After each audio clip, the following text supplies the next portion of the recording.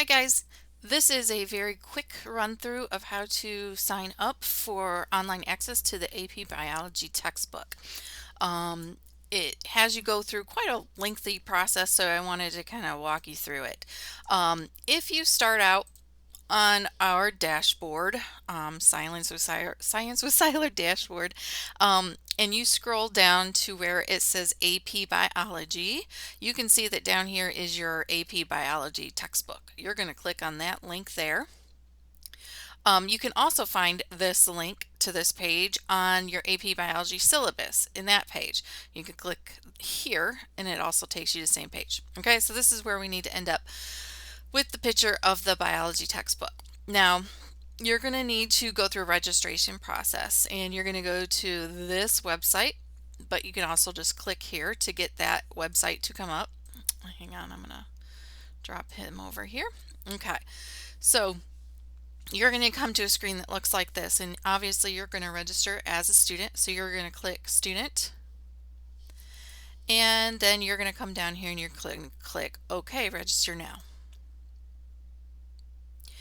This is asking us for first the course ID, which is right here, and it's also in the instructions. So you're going to type in Siler 40138 and you're going to click continue. Here I'm going to register as a new student just so that you can see how this process works. So ignore that for a second. If you haven't gone to Pearson before and you don't already have an account, you're going to have to create a Pearson account. So I'm going to click create here and I'm going to put in an random email address and I'm going to say, no, close that. Okay, no, close that. Okay, let's try something else. Let's go to, see, sometimes it is a pain in the butt, but we'll get there. This is my Google one that I use for class.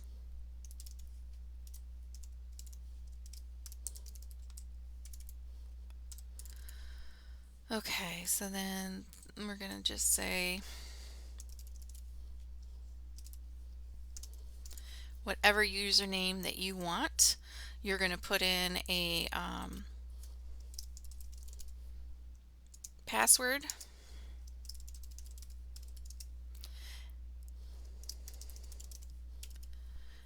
Following the rules. I'm just going to call myself test right now just so that I remember that this is the one I have to delete later, but you'll put obviously your first name and your last name in there. You are going to put in a security question. I'm just going to put in what town I was born in. You can choose whatever one you want. You have to agree to the terms of use, and then you're going to click this button here that says that I am enrolled in high school in the United States. So I will also click that and then click create account. Your browser may come up and ask you if you want to save the password. You might want to if you're on your own device. We're still not there. We're halfway there. We created the account. Now we have to add AP Biology to our account. So for that, you're going to click access code. And then you have this long access code over here on our page to add into there. So I've already typed this in, so I have a little easier time of it. But you're going to type that all in there, and then you're going to click finish. And that's going to take a minute to create the account and add the AP Biology textbook to your account. And then so you should get a page like this that tells you that you are all set. You'll also get this in an email. So then you can go to my courses and you should see it here. Let me make this bigger now so we can just focus our attention here.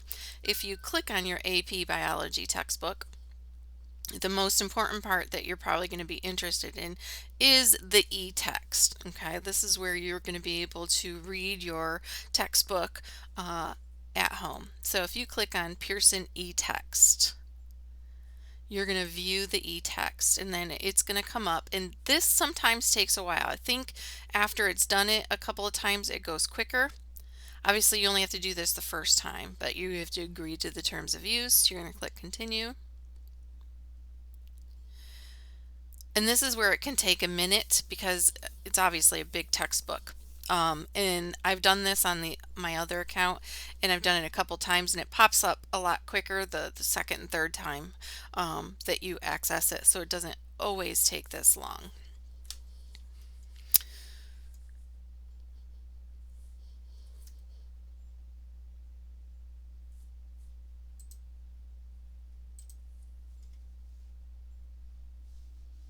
Okay, so here we go. It comes up, you see the cover, and you can just flip through and see everything that you need to see.